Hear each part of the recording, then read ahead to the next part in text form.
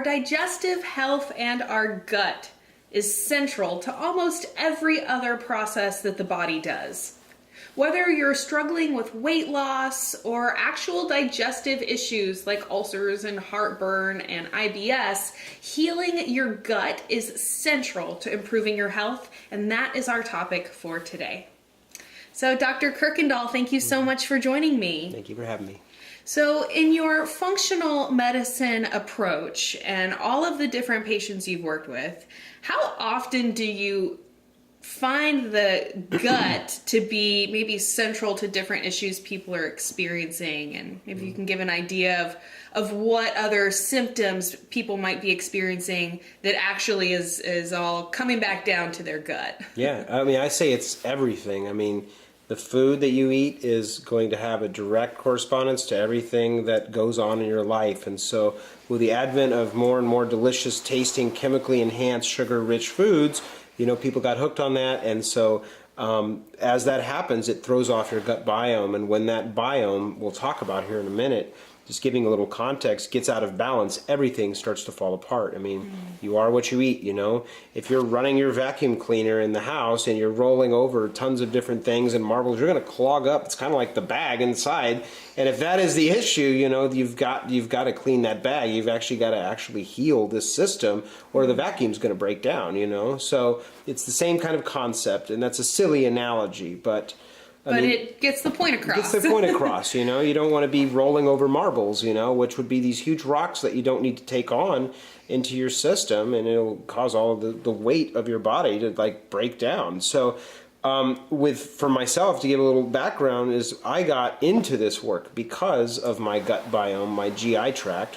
You know, your body has 6 pounds of bacteria in your gastrointestinal system. 6 pounds, I mean, these are trillions and trillions, way more abundant than your skin cells of your body. And when that very, very easily affected biome gets disturbed either by certain foods that are not beneficial, sugars, alcohol, drugs, acidosis of the body, it really will cause a lot of major effects. And the reason is because your immune system, 80% of it is coming from the gastrointestinal system. 80 to 90% of the neurotransmitters you make, which are your feel-good chemicals of the brain. You know, a lot of this depression and anxiety and bipolar and all of this stuff, obsessive compulsiveness, has to do so much with the hormones and specifically the neurotransmitters. And these are produced by and large in the gastrointestinal system. So when I got into this, it was kind of by force because I developed severe anxiety. I developed severe fibromyalgia and chronic fatigue, diagnosed by the medical community themselves. That's who I was seeing. And I started to reach out to other practitioners because they weren't finding anything in the blood chemistry. They weren't finding anything, and they say, here's these drugs. And they put me on probably 4 and 5 different pharmaceuticals for, you know, anxiety and, you know, depression and all this stuff, to the point I couldn't even tie my shoes. And I got really desperate, and I got very suicidal because I was 18 years old, you know.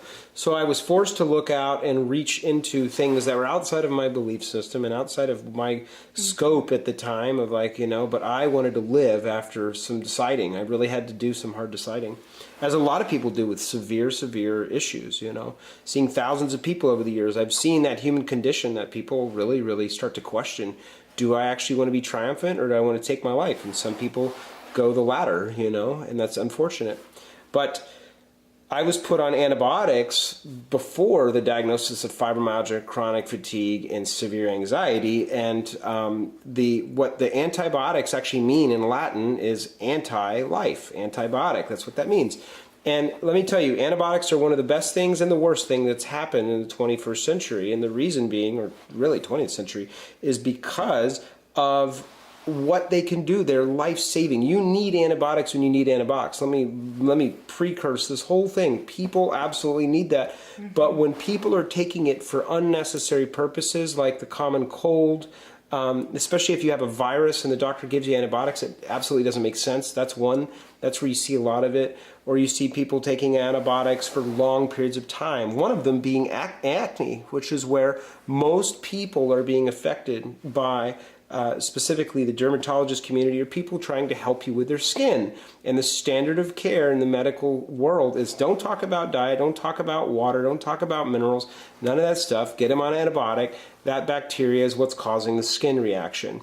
Well, what about, chocolate and certain foods and this and that and stress? Oh, those have no effect. That's literally what I was told. And thousands of patients I've seen, they said the same thing. So this is not an attack on anybody, but we need to be more intelligent, because they say we're moving into the antibiotic era, like the pre-antibiotic era, meaning they've become, they're very smart, much smarter than us in a lot of ways. And they learn to, navigate and work with and find out how to ways to mutate and not be killed off by different types of substances like antibiotics.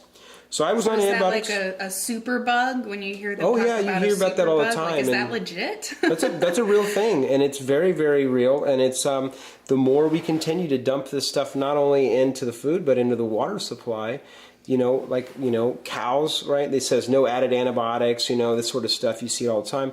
But these things are being flushed down the toilet. There's chemicals and all these things that are going into the water supply in major cities. Where actually that water will go through another human's body 2 or more times before you drink it. That's actually happening in big cities like New York and other places, right? So any hormones, any chemicals, antibiotics that are in that water, you're drinking it, even if you're not ingesting it. This is a really concerning fact. So that's a real thing. But let's get back to the thing at hand with the antibiotics. I was on it for a long time because of acne. And it sort of helped a little bit. Some people really see a result that shows subjectively, hey, this acne's better. Other people don't. And then they start doing more aggressive procedures, which I think are really very dangerous, including having cone-shaped baby heads, which is what happens with some of these drugs. I don't know if you know about this, but they'll put people on different types of things that it'll say warning, if you have a baby during this time, you could be very damaged. And it's like, why would we, this is like a real thing. But I don't want to get into the name of it or whatever in this talk. But so if you have 6 pounds of bacteria and you're taking something that says anti or antibiotic, anti-life, it can be a good thing in short run, right? If you have an arm surgery or you have a severe infection or you're drowning in the fluid of your lungs because you've got severe bronchitis or pneumonia type thing, great. That's when you need to do it, right? However, I was on it for years, and what happened is it really killed the gut biome. And when you don't have that natural 6 pounds or so of bacteria, you naturally can't digest and function as well. So what happens is when that happens, you get inflammation, and that inflammation in the stomach, anywhere in the stomach, or on down into the small and large intestine, you start getting that intestinal permeability, right? That it's like a inside the lumen of the intestine, right, are these microvilli, and they should sit really connected. And these are called gap junctions, right? Inflammation, like if you hit your knee on a wall, it gets really puffy and red. Well, it's the same thing with the little, what are called simple stratified columnar epithelium, these little fingers inside that are absorbing all the nutrients. They get inflamed, and then proteins can go through that little hole, right? This is leaky gut. That's the leaky gut, and or intestinal permeability. And a lot of people in the medical community say, "Oh, that's ridiculous. We don't see any holes in there." But I'm like, wait a second, you're doctors and scientists. You have to realize that these are very, very, very small. You're not going to see holes in your GI tract. If you do, you're going to be dead. You won't ever see a hole. Like this is severe. You'll be in surgery. Hopefully. But if that is inflamed, your body, it goes into these undigested proteins, go into your bloodstream, and then your body creates an immune system response because it's saying, hey, what is, a fried chicken doing in your bloodstream, I know it's silly, but like the protein that hasn't been broken down or digested. For example, gliadin, the protein in gluten. So the immune system says, warning, attack, And as you heal that digestive tract up, what begins to happen is you start having less food allergies, and you start having less seasonal allergies. Most of the seasonal allergies I saw after thousands of cases in my practice were food-based. People don't realize that they'll say, oh, my allergies are really acting up tonight. Well, most of the time, it's not as much the external environment as it is yours, because you're sitting over there sneezing and I'm not having that problem. Although I used to be on the other side, You can tell somebody that's having this reaction. They'll have a histamine sneezing, which is like, achoo, achoo, achoo. They'll sneeze and then they'll be like, oh, gosh, what's that all about? And, oh, that cedar's killing me. But it's really not as much the cedar as it is your own internal gut biome. And for some people, it is the cedar. But for most of the population, that GI tract out of balance will cause everything. Wow. And I think that, it's maybe helps bring a little bit more understanding to it, to just kind of, it's like there's a threshold, so to speak, of like how much your body can tolerate. Because, it's not that all of a sudden, the cedar increases. I know the cedar and all those different things, they do increase, but by and large, your body's ability to handle or not handle that exposure comes back down to, like, I guess your overall threshold for allergens. So you're saying is that if you're eating foods that are not staying in your digestive tract where they're supposed to be, and they actually can leak into your bloodstream where they're not supposed to be, suddenly your threshold for tolerating other allergens is dramatically decreased. You got a hole in your bucket, dear Liza. I like the bucket analogy. You're like, okay, I'm pouring in this food. Say it's all in equal parts water, right? So I'm pouring in, this awful fight with my relationship, and then I'm pouring in the stress of driving to work, and I'm pouring in the bad food and the alcohol and whatever, and eventually you finally get, it overflows. Those are the symptoms. The bucket's full, and so you actually need to say, okay, what are the things I can take out of this bucket safely and effectively, and what is the biggest one for me? And a lot of times it's diet and all of those things. So if we're talking about the gut biome, you have to realize that it affects your entire immune system. It affects your entire brain chemistry. And your mood and emotions. So if we stabilize blood sugar and make sure people's oxygen is working well, like they have enough, and they're not anemic, and they're breathing, and they're not stressed out all the time, which is most people in our Western society, then we start to deal with the gastrointestinal system and support that. We are moving really, really quickly. It's not rocket science. It's very simple. It's very powerful. You give a little support to the endocrine, nutritionally, whatever you need there, and you tailor make it to each individual, and before you know it, it's really, really on the right track. Right. So I'd love to talk to you about some of the general context and overview. Now, this is very individual for each person, dealing with what they have, about how you would actually go about healing it. Yeah, definitely. Yeah. What are the steps for people in healing their gut from these different issues? I love like when I have somebody come in, they're often like, okay, what do I need to do to heal this? Because what happens when your body starts to get the imbalance, what happens is your body gets into hypochlorhydria. A lot of people on the planet, like they're eating a certain way, right? And so you have low stomach acid. And then you see the commercial, well, how do we spell relief? Rolaids, right? Or you take Tums, right? And so what actually people are feeling is when they eat something, for example, we'll say protein in this example. Protein putrefies, right? So what it does is it produces gas. That's what putrefaction, rancidification, or fermentation does, like a kombucha, But we're talking about protein. So if you take a piece of steak and you eat that, or chicken, and it goes into a stomach that no longer has that acid, it just kind of putrefies like it would in a trash can, and you start to produce gas. What little acid's in there actually starts to cause that indigestion, that reflux.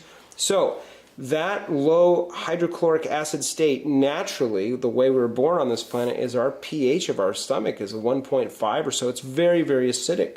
If it's not acidic, what happens is you don't acid wash the food or the apple or the celery that you eat, so you're more prone to viruses, you're more prone to bacteria, because it's a very important step for the immune system, because you're eating the outside world and putting it in the inside of your body, and that is the first step in protecting you against chronic infection. So as you eat, what happens is, whether you eat it on an apple or a piece of food, you have this thing inside the body, and if you're putrefying, rancidifying, or fermenting, guess what you get? Fermentation. You're growing stuff from the outside world inside of the body that doesn't belong there. When that grows, you get overgrowth. And you heard of intestinal overgrowth, or SIBO, or fungus, or candida, whatever. There's a lot of different names, and each one of them is different. Even parasites, right? So I like to take people through a simple process, and obviously SIBO, Candida, parasites, and these types of things are very, very specific to the individual, but this is to give you a general context. Stage 1, I always say, cut off these supplies to the enemy troops. You cannot win a battle against an army if you're giving them ammo and weapons, right? You can't give them tanks and say, okay, we're gonna kick your butt. What the ammo is the food and the acidosis. So step 1 is cutting the things out of your diet that you know are causing the things to be more prone to feeding infection, right? Eating the wrong kinds of foods will do it. So step 1, cut off the enemy supply. So really look at sugar and all of those kinds of things. You just got to cut that out of there. For an individual like a SIBO type diet or an antifungal Candida diet, they're very different. So I don't want to get into specifics here because that would be way overwhelming for people. Right. So looking at specifically for the infection of what's going on with you or working with a practitioner, cut off enemy supplies. Stage 2 would be to actually shut down the enemy's defenses, is what I like to call it. And when I say shutting down the enemy's defenses, you can see in movies, where people try to shoot at a ET or a UFO, like one of Will Smith's awesome blockbuster movies, and they can't break through that force field, or, lots of great films like this, but they can't break the force field. Well, this is what is happening in the gut biome when you have things that are not supposed to be in your gastrointestinal system growing. It's like a fungus you've ever seen a slime mold out in the nature, right? It looks all slimy or covered. It's there to protect it so you can't get at it, right? So little bugs and ants can't just eat away at it because it's delicious. They've got a slimy protective coating. It's the same thing in the gut biome. So you can use certain types of products that are actually meant to eat at the biome or the what's called the biofilm of that infection. And that is a powerful thing to know. Not a lot of practitioners talk about it, use it. You don't see it with a lot of the online programs that are out there, but there are enzymes that are out there. You can look into this that will actually eat away the biofilm, because 80% or more of the infectious type things that humans end up with have those biofilms. So stage 1, shut down defenses. Stage 2, start to actually shut down the enemy's defenses. Stage 3 is flood the battlefield with all the good soldiers. I love these analogies. It's kind of silly, but so you see all these battlefields. We're running in to kill the bad guys. So now their defenses are down, right? The bad guys, and now we're flooding it with lots of good troops, which is really, really important. And the good troops are your probiotics or other types of things. Now, the probiotics you would take for fungus or a candida type thing is very different than the probiotics you would take for SIBO, which is another type of bacteria we don't get into right now. So each one is better for the individual, and that's where working with a practitioner is helpful. Right. But you can also just take probiotics. I mean, that's something that I Yeah. I personally, one of the few supplements that I personally, really swear by and have experienced the benefits. Totally. So especially because we take so many antibiotics throughout our lives. I mean, now they're putting antibacterial chemicals, like every soap out there, Yes. You've got this like triclosan antibacterial thing. So we're virtually killing off our body's defenses over and over and over again. So probiotics, a good way to feed the good, healthy bacteria of your gut, feed your own defenses. I totally agree. And if you're having really severe gastrointestinal issues, then you need to be really specific. Just be aware. I want to put that as because not all antibiotics or probiotics are the same. And some probiotics have things that are precursors like insulin or what's called FOS. You can see it on the bottle. It means fructooligosaccharides, which are precursors to prebiotics, right? They're type of sugar that feeds the prebiotics. But for somebody with infection, it may actually make it worse. Or if you have SIBO and you're using certain probiotics, it may actually make your symptomology, and not just, if your symptoms are worse, then the problem is worsening. You're fermenting more in your belly, right? This can look like extreme intestinal gas or burping or like just kind of like feeling bloated and like puffy because your intestines are not happy, and that is not a good thing, your car's not going to run long if the whole system is just, inflamed and overheating, because inflammation is an exothermic reaction. It's heat. So that extreme heat is going to burn up the engine, and that's why a lot of people end up in doctor's offices like, help me, but a lot of them aren't getting the help that they need because the guy doesn't know how to work on engines that way. It's just a different approach. So the first step in all of this, just to repeat again, is to cut off all the supplies to the enemy troops. Stop feeding them the bullets and the tanks they need to win a war against you. Your sugar, breads, acid, and pastas, and foods, processed food. Totally. Step 2 is to to shut down the enemy's defenses. And the enemy defenses is using certain enzymes that will help dissolve that protein biofilm layer. And you can look these things up. I just want to give the general overview right now. Right. Step 3 is flooding the battlefield with lots of good troops. So the right type of probiotic for the individual infection that people are dealing with. Step 4, this is a 5-step process, so we're almost there. So step 4 is to send in the special agents. And these are the guys like the snipers. These are the guys that are the ones that are highly trained and specialized to deal with certain type of insurgents, right? I love the military conversation. And so, and those, if it's a parasite, are certain types of herbs and different types of protocols like that you can use as homeopathics, you can use as liquids or like actual capsules or powders. But these are things, if it's funguses, it's going to be like crippling acid and garlic, Alenia is what's the active ingredient in garlic, or you could use oregano type oil. But for certain parasites, you're going to have to use, wormwood and those types of things. So it's very specific to the individual, right? And how would they go about, obviously working with a practitioner to figure out what is their specific problem? Is there anything they can do? Sure, yeah. There's subjective questionnaires, which are very helpful. There's also ways to then have people eat certain foods. Like if you eat, it's really strange, but fungus reacts very different in fermenting than SIBO, which is small intestine bacterial overgrowth. It's in a different area and it's a different type of infection. That's why an antifungal diet will actually just make a person with SIBO just feel worse and not ever get better. So you have to identify what that is, and you can actually eat what are called high FODMAPs foods. They call them low FODMAPs, which is people with SIBO want low FODMAP, right? Which is, not going to ferment these certain foods. If you eat the high ones and you get a lot of symptoms, that's how you know. That's the poor man's test, right? However, like a third adjunct would be you would actually take a test, which would be a stool analysis. And I use different types of tests, one of which is metametrics. I think it's a really good one. It's based on genetic testing. So it's a lot more sensitive than the standard type of dysbiosis or intestinal infection test, because most of them are based on finding a needle in the haystack. They basically, you think about this, but when you do a stool test at home, you put it in a box and you send it off through FedEx, somebody has the unfortunate job to Monday morning come in, open this box, and they're like, oh, looks like a Monday. And they test it, but what do? Is they put a little piece of it actually on a slide, and now they're looking under a microscope, trying to find the needle in the haystack.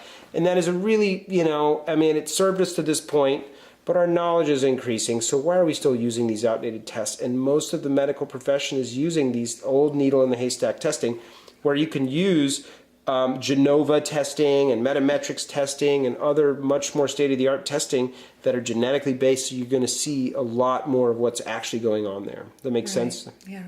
So that is the step 4, was the special agent, sending in the right thing to identify. And so once you have that test back and it says, oh, you have a this going on with this type of infection, or you have a parasite, or you have an amoeba, that really makes a big difference. And I do want to add, for people out there struggling with what they think may be SIBO, there's breath tests that are available, right? They actually have it's something you can order working with a practitioner like myself, or a functional doctor in the office, So you'd get on the phone or in a visit, and you'd say, hey, doc, I think this is my deal. And we'd say, okay, well, let's get you a kit. It comes to your house. You shake it up. You drink a little solution. You breathe into a bag beforehand. You drink the solution. You breathe into the bag afterwards. And it measures the amount of gas that's produced. It could be a methane gas or urea breath tests, or depends on what you're testing. But there's ways to test for things like Helicobacter pylori, which cause ulcers, by the way. There's ways to test for SIBO that are not seen so much clinically in practice. And most people, when they struggle with this stuff, they go to a gastroenterologist, which makes sense. They deal with gastro, right? So people say, well, I should go to a gastro. But most of them are not looking for this kind of stuff. They're looking for polyps and cancer. They're looking for end-stage stuff. So where are all these people in the gray zone that have no diagnosis I've talked about? Where the heck are they going to go? Where was I going to go when I had all of my stuff? And this is why practitioners, have exploded this last decade or more, because the advent of these foods and all this stuff into our society has made it worse and worse. And so, more natural clinical approaches are coming on board, thank goodness. Right. And I think that, just hearing you talk about all these different tests and way to determine, I'm just going, wow, that sounds so much better than a colonoscopy. Talk about an invasive, very potentially dangerous. I know a woman who, they punctured her during a colonoscopy, and I think that it's not a story I want to get into, but bottom line, wow, that there is ways to potentially find out what's going on in a safe, uninvasive way. And an inexpensive approach, really. Yeah. Colonoscopy is very good. I think when you get to a certain age, I think it's good to go get that checked out. It's it's part of the preventative medicine approach. I really do believe that. If you've got polyps or things going on in your colon, you want to know about it before it turns into a problem. But to do that when your body is already down and out and down for the count, usually when people have low GI function, it's low peristalsis, so they're not moving their bowels, they're constipated or they're bloated, or they're maybe getting diarrhea and constipation. Normal peristalsis, which is the natural rhythm of the intestine and colon to move through the food, gets disturbed. And when that happens, people's endocrine systems are already weak because your immune system is constantly fighting infection. So people will say, not only am I puffy or bloated or diarrhea or constipation and all these symptoms that my doctor doesn't really know what to do with, other than say take more antibiotics, which is really dangerous. Making the problem worse. You're making the problem worse, and your endocrine, your adrenals, your thyroid are under, because you're fighting troops all day long. So actually is this first step when I'm working with people is I actually don't go right after your infection. We want to strengthen your body. Okay, you're anemic. We need to get your body built up. Oh, you have blood sugar issues. We need to get you eating stabilized. And you've got adrenal weakness. Well, let's support that nutritionally, very gentle. And the body then is like, oh, right, I feel stronger. Then you don't go and send an army of troops into battle when they're exhausted. We see that through history. It's weak and they lose the war, right?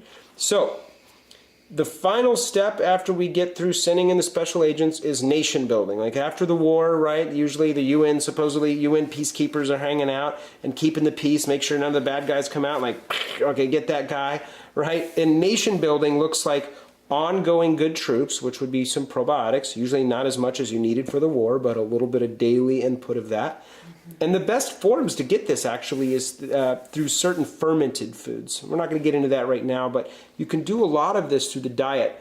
But when I have a protocol with somebody dealing with really major infection like SIBO or fungus or parasite, I have them taking a support of anywhere from 50 to 100 plus billion colony forming units, which is an important thing to understand. Is you need that colony forming units, is that they show that, it shows that once you ingest this, you're going to keep about 50 billion of them around, because your stomach acid and all the enzymatic processes kill a lot of that off. So a lot of the probiotics on the market are kind of junk, so you need to be very specific. That's why I only use certain lines of products, because they've been checked out and they're very thorough in their research.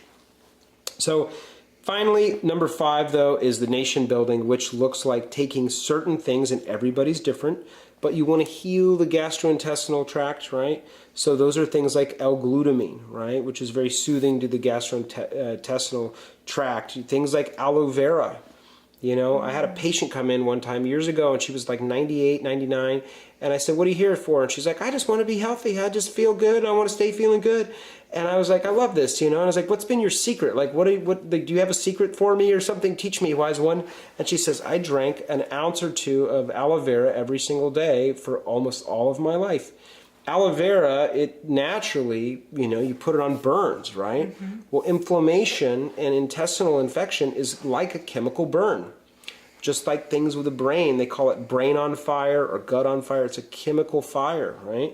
So this helps exterminate the fire. Wow. So L-glutamine, things like aloe vera, things like deglycerized licorice, there's a lot of these things. Okra is a very good one. Slimy okra, steam it a little bit, eat that, and that will really soothe the GI tract. And then there's nutritional herbs and in herbs that you can do, but that's really the big 5 steps. And it's a lot easier than it sounds, because I literally just go through and say, okay, this is what you got, this is what you need to take, this is how long you're going to need to take it. We'll see each other in this amount of time. So even though it seems overwhelming, giving a little context really helps people understand, like, oh, okay, this is actually, there's a lot going on here, but we make it very simple, because when you're sick, you want somebody to just take you by the hand and walk you through the process. Yeah, just help me, man. I'm a patient. You're the doctor. Help me. But most is it's, you go into a doctor's office. A lot of times they slide the little glass door open, and they put a clipboard and they close it, and you're on the outside kind of like, ooh. It's a very different experience to work with somebody who's, 1, been through it, and 2, can kind of step by step walk you through it. And if you don't get a good feeling when you go into a practitioner, trust yourself that, like, maybe this isn't the right person for me. And there's so many practitioners now that are great at this. Right. And I think that, in addition, once people do start making these steps, taking these steps, and then experience the reduction of symptoms, experience that, like, oh, I feel better, it seems like I have more energy than I did, then that kind of helps to make it easier as well, too. Oh, yeah. You know what I mean? And I would just maybe mention as a pre-step, step 0, stop taking the antacids. I can't tell you, almost everyone that I know seems like they've got Tums in their purse. And then the prevalence of prescription antacid drugs is just through the roof now. So one of the things you mentioned before we filmed was that, the problem with antacids is that the more you take them, the more you're going to perpetuate your need for them, because you're worsening the problem. So if people can, I like to recommend apple cider vinegar with a meal or after a meal instead of antacids. Again, coming back to that whole increasing the gut acidity. But there's just so many little things that we can do to have such a huge benefit. And I just want to thank you for sharing all this with us today. Yeah, thank you for bringing that up. I think it's absolutely vital, and hopefully this was helpful for people listening. So. I think it will be. Cool. Thank you so much. And thank you so much for joining us today. I hope that this information is helpful for you, and I hope that you'll check out some of the other videos in this course. I hope you have a beautiful rest of your day, and I look forward to seeing you in the next video.